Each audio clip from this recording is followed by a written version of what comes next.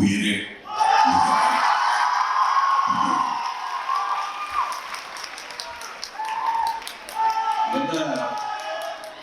உங்க கட்சி மேடைகள்ல சொல்றதை இங்க சொல்றீங்களா? நான் ஊர் மேடைகள் எல்லாவற்றிலும் கட்சியை ஆரம்பிக்கிறதுக்கு முன்னாடியே மனசுல இதைத்தான் சொல்லிட்டு உயிரே உறவே தமிழே என்பது இதே அரங்கத்தில் 7, 8 அல்லது 9 வயசுக்கு ஞாபகம் இல்லை. இதே அரங்கத்தில் நாடகம் நடிக்க வந்த போது அறிஞர் அவர்கள் பேச வந்திருந்தார்கள். 67 ஆகல. உட்கார்ந்து நான் நிக்கிறதெல்லாம் இதெல்லாம் அப்படியே பார்த்துட்டு இருந்தேன். அப்படி பார்த்துட்டு இருந்த பையன் இப்படித்தான் எல்லா விழாக்களும் பேசுவோம். திடீர்னு என்ன கேள்வி, திசை மாறிட்டாருன்னா திசை மாறவே ஒரே டைரக்ஷன்ல போயிட்டு இருக்கேன். எனக்கு காண்பிக்கப்பட்ட ஒளி, அது காட்டிய பாதை, அதில் நடந்து கொண்டிருந்ததால் மையம் உருவாகும். இதற்கு காரணம் என்ன அப்படின்னா, நான் 40 வருஷத்துக்கு முன்னாடியே சொல்லியிருக்கேன். பல மேடைகள்ல கூப்பிட்டு விசாரிச்சிருக்காங்க, எப்படி 3 பேரோட நிறுத்திட்டீங்க, அது நியாயமானது. எனக்கு தமிழ் ஃப்ரீயா கற்றுக் கொடுத்த 3 வாத்தியார்கள், ஒருத்தர் உச்சரிப்பு, ஒருத்தர் உரைநடை, இன்னொருத்தர் கவிதை. நடிகர் திரு சிவாஜி கணேசன் அவர்கள் உச்சரிப்பையும், அவர் என்ன பேச வேண்டும் என்ற டயலாகை எழுதி கொடுத்த கலைஞர் எனக்கு உரைநடை, அவரின் சகோதரர் கண்ணதாசன் அவர்களுக்கு எனக்கு கவிதை தமிழையும் கற்றுக் கொடுத்தார். அதுவும் உறவுதான், அதுவும் என் உயிர் தான், அதுவும் என் தமிழ் தான். அதன் நீக்கியாக என்னை ஒட்டிக்கொண்ட அந்த உணர்வுதான் ஒவ்வொரு மேடையிலும் என்னை அவ்வாறா முழங்க வைக்கிறது. இந்த மேடையில் முழங்கிக் கொண்டிருப்பவர்களும் இனியும் தொடர்ந்து முழங்க போவர்களும் அதே உந்தவுடன் தான் இந்த மேடையில் வந்தார்கள். அமைச்சர் மாண்புமிகு சேகர் பாபு அவர்கள், மேயர் பிரியாராஜன் அவர்கள்,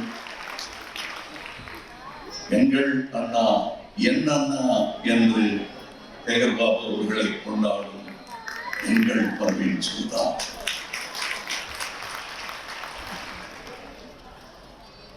எங்களை பார்த்து ஸ்நேகம் விழாவில் நினைக்கிறேன். அவர் விழாவில் என்னுடைய சகோதரர் சொன்னார், நான் பார்த்தேன் ஸ்நேகம், அதாவது டிஎம்கேக்காரர் சொல்றாங்க கேட்டுக்க பாராட்டு அப்படின்னு சொன்னேன். நான் அவர்கிட்ட ஏன்னா அப்படி உடைச்சிட்டு அந்த பாராட்டுக்காக நிற்காம அடுத்த மேடைக்கு போயிட்டாரு. அதை நான் பாராட்டுகிறேன். அதை பாராட்டணும்னு தெரியறதுக்கே இந்த மாதிரி ஒரு கட்சியில இருந்தாலும் தெரியும். கீழே ஒருத்தன் பேர் சொல்லலைன்னாலும் பரவாயில்லன்னு வேர்க்க விறுவிறுக்க ஓடி கிடக்கும் பாருங்க.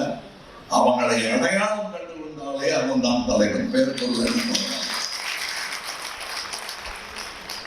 இதெல்லாம் எப்படி உங்களுக்கு தெரியும்? கேளுங்க, இங்க தாய் உங்க வீட்டுக்கு கேளுங்க. காலேஜில் படிக்கும் போது ஒரு அடையாளம் கண்டது யாருன்னு பேர் சொல்லுங்கள். நான் சொன்ன அதே பேர் தான் கலைஞர் பேர் சொல்லுவார். ஆக இது எதோ திடீர்னு இது அரசியல் இக்கட்டுக்காகவோ சூழலுக்காகவோ நாம் சேர்த்த இடம் இல்லை. சேர வேண்டிய இடம்தான். எங்கள் கொள்கைகள் எல்லாம் ஒரே மாதிரியானது. நாங்கள் இது நிகழ்த்தி ஆக வேண்டும் என்று போர்க்கொடர் கொடுப்பது இவர்களோட அல்ல. நாம இந்த மாதிரி ஒன்று நிகழ்த்தணும்னு போட்டியா எலெக்ஷன்ல போட்டி போடும்போது நாங்க சொன்ன ஐடியாவா இருந்தாலும் அதை எடுத்துக்கொண்டு செயல்படுத்தி காட்டியவர்கள் இவர்கள். இவங்க கூட சேர்றதா நம்ம யாருமே தெரியாதவங்க கூட சேர்றதா, அவ்வளவுதாங்க. பெரிய சிந்தனை, அரசியல் அறிவு அவளப்பட்டு இருக்கிறதா நினைச்சிட்டு நமக்கு இல்லாத போல் காலம். இன்னைக்கு நான் சொல்றேன், இந்த மேடையில் இது நம் துணை முதல்வருக்காக நாம் கொண்டாடும் ஒரு பிறந்த நாள் விழா. இதுல வடநாட்டுல இருந்து யாராவது நம்ம பத்தி யாரும் தெரியாம இருந்திருந்தா இங்க அமைச்சர் யாரு, செயலாளர் யாருன்னு தெரியாது. இப்படி காட்டிட்டு சும்மா உட்கார்ந்து காட்டு அவர் தான் அமைச்சராக இருக்கணும் அப்படின்னு சேகர் கையை தெரியாது.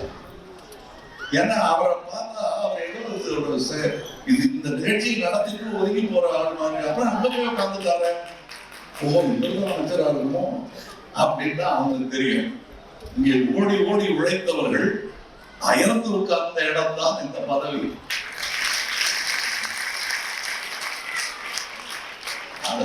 அந்த 13 வருஷம் ஓடிருக்காங்க.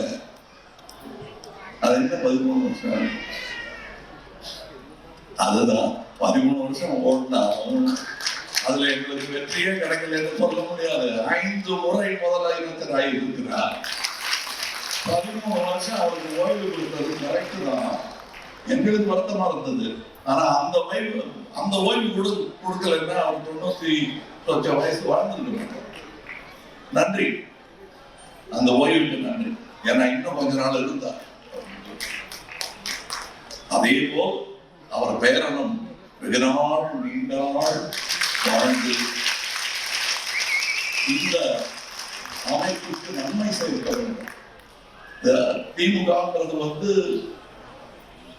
ஒரு உணர்வு. கலைஞரே பிறக்கலைன்னா, அண்ணாவே பிறக்கலைன்னா வந்தே ஆக வேண்டிய நிலைமை. நல்ல வேலை இவங்க வந்தாங்க. சரியான ஆட்கள் சரியான நேரத்தில் வந்தது. அதோட எங்கேயும் 1920 ஆரம்பிச்சாச்சு இந்த இயக்கம். அதுக்கு உருவம், அதற்கு பொருளும் மக்களுக்குரிய நேரமாகிவிட்டது. அவ்வளவுதான். அதுக்காக தான் எங்களை எழுதுன்னு எங்களுக்கு புரிந்து விட்டது. என் வயது என்னவோ அதுதான் என் புரிதல் டிஎம்கே பற்றி. நான் கண் திறந்த போது பார்த்த சூரியன் தான்.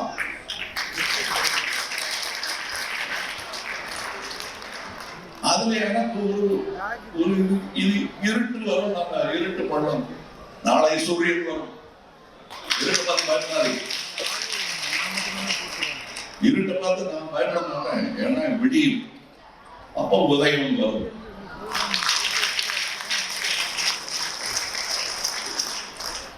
உதயநிதியும் வருவாரு. இன்னொரு பாராட்டு விழா கூட்டம் இந்த ஆரம்பம் 10. இங்கே இவங்களுக்கெல்லாம் பரிசுகள் கொடுத்திருக்காங்க. எனக்கு ரொம்ப சந்தோஷமா இருக்கு. 500 மகளிருக்கு சுய நிதியும் புத்தாடையும், 200 கல்லூரி மாணவர்களுக்கு ஊக்கத்தொகை, 110 கர்ப்பிணிகளுக்கு பேறுகால உதவித்தொகை, 100 திருநங்கைகள் நலத்திட்டம், 50 கல்லூரி மாணவர்களுக்கு லேப்டாப் வழங்கப்படுகிறது. இது பிறந்த நாள் பரிசு தான். இன்னும் நிறைய பரிசுகள் கொடுத்துட்டே இருக்காங்க. எந்தாவது ஒரு காரணம் சொல்லி மக்களுக்கு நன்மை செய்ய வேண்டும். அது பிறந்த நாளும் ஒரு காரணம். அப்படித்தான் நான் இவர்களை பார்க்கிறேன். அப்படித்தான் நான் என் தம்பிகளை பழக்க வைத்திருக்கேன். 40 நாளா நாங்கள் கட்சிக்கு வர போறோம்ன்றதை பற்றி எல்லாம் கவலையப்படாது. நற்பணிதான் நம்முடைய தலையாய கடமை. மக்கள் தான் நம்முடைய தலைவர்.